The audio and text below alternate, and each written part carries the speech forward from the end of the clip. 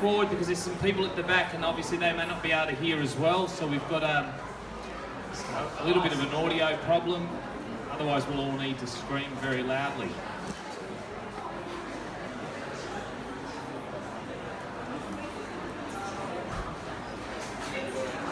All right. Well, thanks everybody for attending this wonderful occasion. Just as a matter of introduction, my name's Joseph Scroy.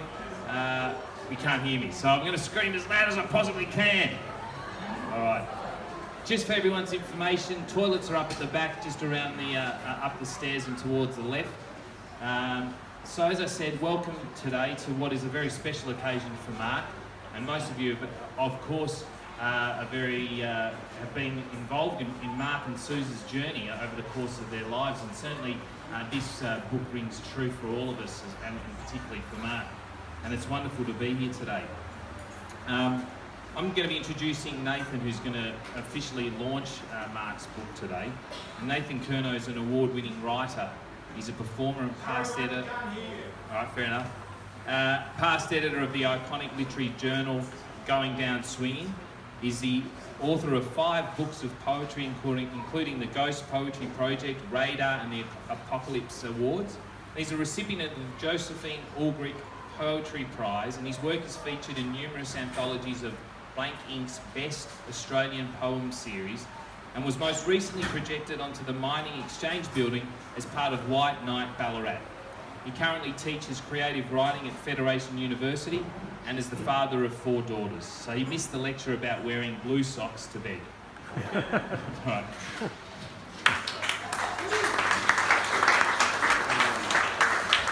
Thank you. Any number of defining moments can lead to becoming a writer. Interestingly enough, Mark, a very common one is suffering a long bout of illness as a child. Mark, you may be taking care of the next generation of Australian writers. To be honest though, that's not what crossed my mind when my wife came home from St John's and told me she'd met a paediatrician who is writing a book.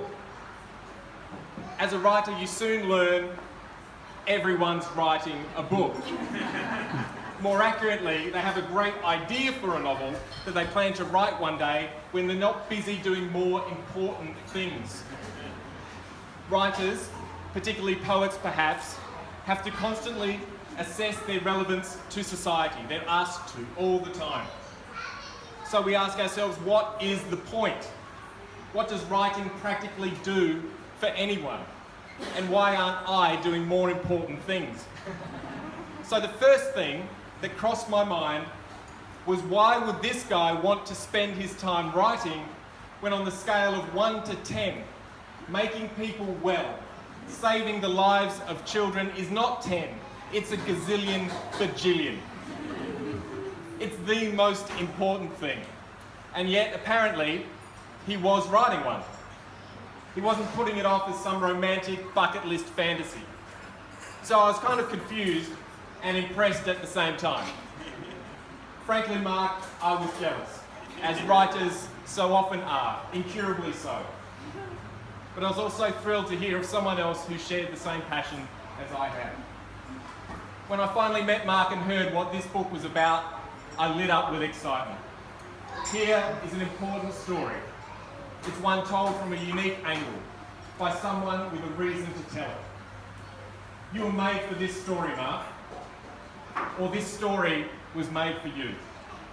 A paediatrician trying to have kids, thrust to the other side of the medical system, supporting his wife, who is also his patient, questioning what he knows about himself, his marriage, his life amid the IVF roller coaster. This is a valuable read for anyone going through the IVF journey, even for those of us who aren't, or perhaps never will.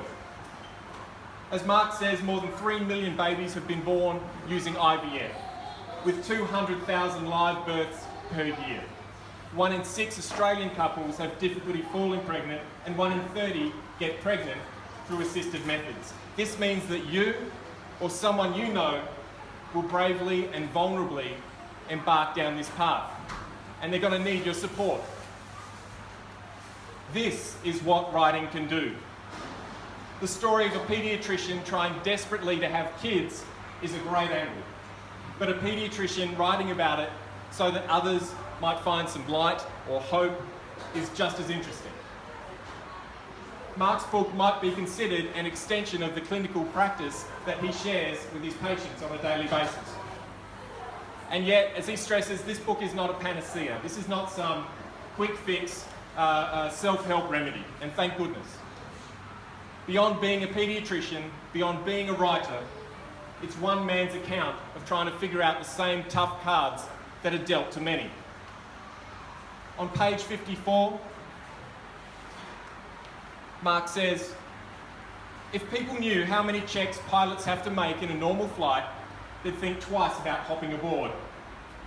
Now do it on a plane slightly different from the last, with buttons not quite where they were yesterday, and that's medicine. With that, it comes back to trust. So in what do we trust?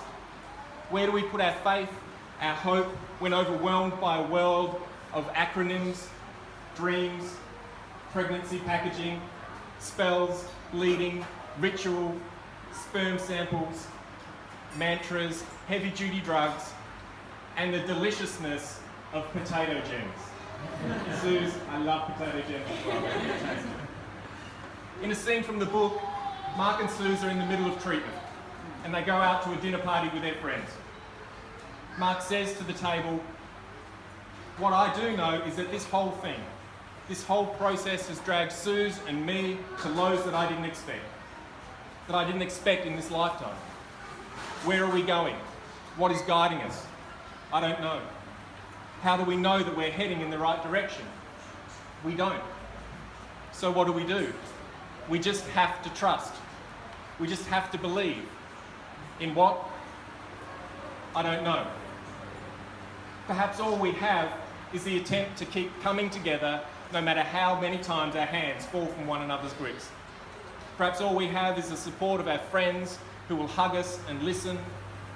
Perhaps all we have when being tested to our core, knowing that we'll never be the same again, is a profoundly cruel and overdeveloped sense of irony, plus the story of our courage. It's been said that when God wants to curse a family, he makes one of them a writer. We know that's not true. In fact, for a book of this nature, to say that at the launch is probably dumb for a number of reasons, but telling the story of yourself and those you love does come with risks. How much do I reveal? Will Suze forgive me if I tell the world about her love of potato gems? Or if I warn them about never arguing with a Brock woman? In meeting with Mark, he told me that everything in this book happened. Although, as I was taking notes for the launch, he kept telling me, you can't write that down. Which ironically, immediately confirmed the Mark that I knew from reading the book. He told me, Nathan, what's the point of pretending? Then he shared how being real and open is something he brings to his daily clinical practice. Again, this book is an extension of that, because the spirit is here in the writer. There is a lovely moment where he says, in this instant, I appreciate all that is good and cruel and even loving in these pivotal moments of life. I feel the privilege of being here, of my job, of being part of this, and of how words, the right words, and genuine humanity can help wounds to scar a little less jaggedly than they might have otherwise. So he shares with us the painful moments, the raging arguments, the debilitating worry, and the self-reflection that cannot be avoided. Mark hopes that this book will find a wide audience. It deserves it. But another hope is that it will also break down barriers for men. Men, we know, don't have it as tough throughout this process. The spotlight is not on men in the same kind of way. But nonetheless, it's a heart-wrenching ordeal, and we don't often have a male perspective on it. Mark noticed that while Suze had a pile of books beside her bed, there weren't any there to help him. The only reading material he had was in room 2 in andrology, the tattered copies of Ralph, Penthouse, and MILFs in Heat, which were there to support him. He mentions MILFs in Heat quite a bit. I've never heard of MILFs in Heat, so in preparation for today I did some research. You could consider it self-help in a way, but not in the way you think. In a very superficial kind of way. But my research is ongoing, so I'll let you know. Mark says, it's hard not to let pregnancy become a big deal. Sometimes even if you don't dare dream, you do anyway. Dreams are a bugger like that. Well, Mark, it's hard not to let this book become a big deal because it's terrific and important and you deserve to have big dreams for it. He does, trust me. I've seen the publicity spreadsheet on his laptop. It's colour-coded and everything. It looks like a rainbow pride march, I'm telling you. And I noticed Ellen's name down the bottom of the spreadsheet, so there's no doubt he's going to be on that show soon. This is the story of Suze and Mark. By the end, you will know them as 93846. But it's my honour to know them as friends, and it's an honour to declare A Time for Grace launched. Congratulations, Mark.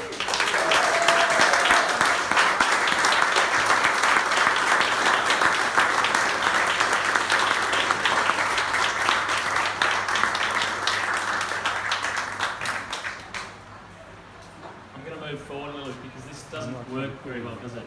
Can anyone hear me up the back? No? Excellent. What about if I move right forward? Does that help? Not with the camera. Not with the camera. Okay. Can You've everyone gone as far forward as please? you can go. Because I know the one thing we didn't check was the microphone. Keep going. I know that's better, right? Yep, Cogs has just told me that's better. Excellent. So I can go back to here now. Excellent. Good. Is that better? Can people hear that better? Sort of? Okay. So thank you all for coming. I'm trying to soak this in. This is a monumental day for me, and the fact that all of you people are here is really, truly special for me.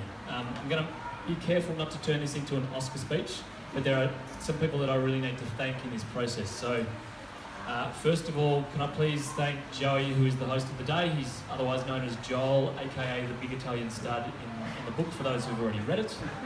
And Nathan, I knew it was a good idea to ask you to do the speech, but you made it very hard to follow, mate. It was incredible. Thank you so much. You really are a poet. To Lauren, who's helping me sell the books today, and all of the girls at Paediatrics Ballarat who have been kind enough to sell them for me, thank you. And where's Bernadette? Bernadette is our rock who helps us with our kids. She's probably helping them up the back at the moment. Thank you for your energy with our children. Neil, thank you for taking the video and the photos. To the entire Brock clan, the best family anyone could ever want to marry into, and then my own family, mum and dad are somewhere. They've instilled the love of arts in me somewhere. There's mum. And to my brothers, there's Tim there. For always providing an on-call cricket team and always being a support. And then to all those who've travelled, there are some people who've come from all around Victoria. I see one who's just come back from Las Vegas, down right there. Just for this, I imagine, is that right? Yes. Yes. So we've got school friends, we've got college friends, post-college friends, Melbourne friends, Ballarat friends, ex-teachers of mine, colleagues, and then family. So this is a really special day for me, thank you. It's been an incredible ride for me. First of all, it was writing the blog, and then after that, it was being lucky enough to find an editor who then condensed it down into a book. And then the arduous task of finding a publisher, which is, for anyone who's tried that, a big, big task. And then after that, choosing the title, the subtitle, the front cover, the acknowledgements, all that stuff. It's been amazing. But it's also been the fulfilment of some incredible dreams of mine all the way along. Getting the book out of the packet for the first time was extraordinary, and actually smelling it selling that first book was an unreal experience. Getting feedback from the first person who read it, which was Hannah Maroney, who read it in a night, and then all of the Browns read it night after night. It's just been incredible. Getting an ISBN and then a barcode. I don't know why that thrilled me so much, but that was just, I love that part. And then going on radio and actually enjoying being on radio, and then getting my excerpts on different media, and then finding out that on the 23rd of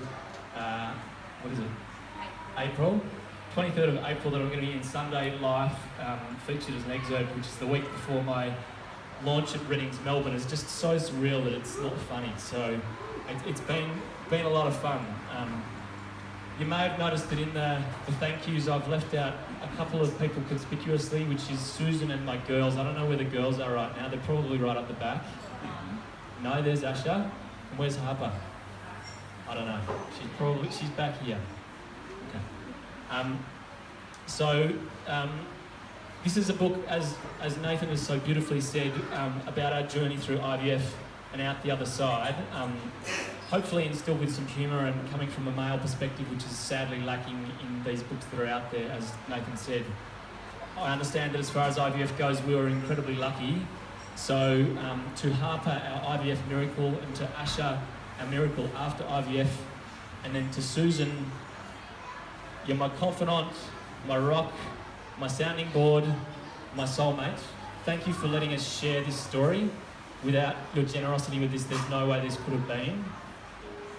Oh, Harper's just come up here now. So the original title for this book was Dear Harper, which we as a team decided to change to decrease the likelihood of being hated at the age of 15. It may still happen, but it's become a time for grace. And that's one virtue that we kind of had to evolve in ourselves as part of this. But the book itself is about our descent after losing one little soul and then finding the hope out the other side. And as such, I'd just like to share with you an excerpt from the book, which has become known as Meeting Zach. This whole process, this pregnancy thing, has taught me a lot about humility. Nothing in my life has ever been quite as confronting, as directly challenging of my sense of worth, as this ride my sweet wife and I are on. I've had things come and go that have made me wonder about who I am and what I'm made of. But generally, I've been able to go to sleep at the end of the day knowing that I have what it takes. But this entire cascade of events that began with the act of Suze getting pregnant, through losing that pregnancy to learning that we might not be able to get pregnant again, has taken us all the way down to the bottom of the valley.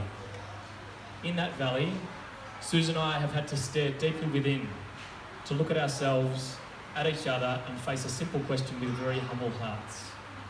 And the answer to that question is this: yes, we will fight. We will do whatever it takes to have kids. Yes, we will medicalise it. Yes, we will surrender our bodies to science so that we can be given a chance of having children. Yes, we will surrender our innocence and, along with it, the assumption that having children easily, seamlessly, is our right. That idea has long since evaporated. A stern teacher has checked our maths assignment and shown us that the figures don't add up. We're going to have to repeat the course over and resit the exam. So, we do what we are told. With humility, we do what we are told. We stand there in the lift as it takes off for the top floor. My stomach lurches in that way that it does, feeling like it might fall through my boots. It's funny how used I am to this feeling now. When it never goes away, that's called being barren. I look at Suze no higher than her shoulder. I don't want to make eye contact. This isn't a moment of solidarity, it's a stolen glance. I realise how furtive I've become, how furtive our relationship has become, a symbol for everything. It's like it's all built on shifting sands, and to stare it in the face risks dissolving it into nothing. But standing here, there is one thing I do note, and it is undeniable. It is the space between us. There are studies looking at elevator behaviour, at how close we are comfortable being with complete strangers. Our personal space sits around us like an ellipse. We're not very happy when people get too close from in front and behind, but we will happily stand next to someone we've never met. Except for us now. We're not even standing as close as strangers. There's something between even us. I look again, and this time she catches me. Her eyes say something but I can't quite read it. The lift dings, and it opens, and she's out before me, leaving me standing there. I catch up in the next few steps, and together, we stand as I knock. For a moment, I feel her cool hand squeeze mine. The door opens, and we walk into the room, and I hold my breath. Suze hasn't seen either of my brother's new babies yet. I know how hard it has been for her, how emotionally challenging to have both of her sisters-in-law pop out a child within a fortnight of each other, around the same time we would have had things worked out differently. Hello, my mum says, welcoming us in. Everyone stands. We enter the hotel room filled with grandparents, parents, a sister, and now an uncle and an aunt. My mum takes Susan a hug, and my dad does too, both wordlessly loving towards her, knowing how hard this must be. Come on over and have a look, says one of my sisters-in-law, excitedly directing a comment straight at Suze. I pause for reaction. I'd love to, Suze says. Nice digs, I say to my brother. Yeah, they like to ship you out of hospital as soon as possible. Don't know that this is the hotel I'd choose, but it does all right. There's nothing on the Sofitel, yells out my sister-in-law. Well, the room's smaller, sure, but the meals are okay. Yeah, but they make you pay for the movie, she says in her Texan tone. I look across at Mum, sitting perched on the edge of the bed. She has a broad smile on her face, her head cocked, as she looks across at her youngest grandchild. I follow her eyes to check out what my new nephew is doing that is so cute. And then I see it. There is Suze holding Zach. She has him in the crook of her arm, one finger in his mouth, while she strokes his soft brown hair. Born to it. She looks up at me and smiles. Soon after, we sit in Chinatown, around the corner in the CBD, chewing away on lemon chicken. I look out the window at the neon world beyond. Neither of us says anything for a couple of minutes. A period of silence, an indication of the quality of the food. Suze looks up, licking her fingers. You did okay in there, hun? I ask. It wasn't too close to the bone? No, she says simply. Something happened in there with Zach. I had a little moment with him. I spoke to him and he spoke back. I look at Suze curiously, knowing that this is something that my rational mind is never going to get, but that it doesn't alter the fact that it's true. He told me that there was a little girl waiting to come down. She takes another bite of her food. And so I told him that I was ready. She stares up at me. I think it's over, Mark. I'm over it. The wound is healing. She nods, confirming the fact to herself. Something profound happened in there. I'm really starting to move on. I look at my wife, not quite understanding, never really fully comprehending this marvellously complex, beautiful, exquisitely frustrating, lovable soul that I've found to match my own bizarre, eccentric, inexplicable way. I guess that's what we call marriage. Thank you all for coming. It's a true honour to have this happen today. Thank you.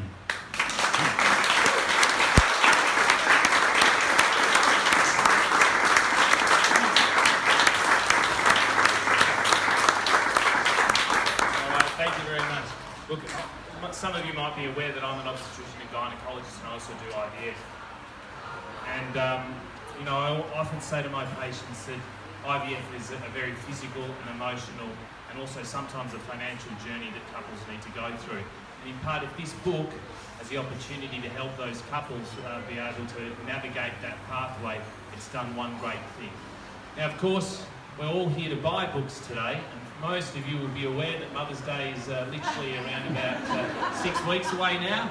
And so, my wife has already bought 5 books for all her girlfriends back home. So, all of you, I encourage you, if you've got family members, husbands, wives, cousins who will benefit from reading this book, then please go ahead and buy them. We've got heaps and heaps of copies and Mark's more than happy to sign and, you know, put little love hearts in there if you want to as well. So thank you very much for coming, and obviously mingle and enjoy the rest of the day.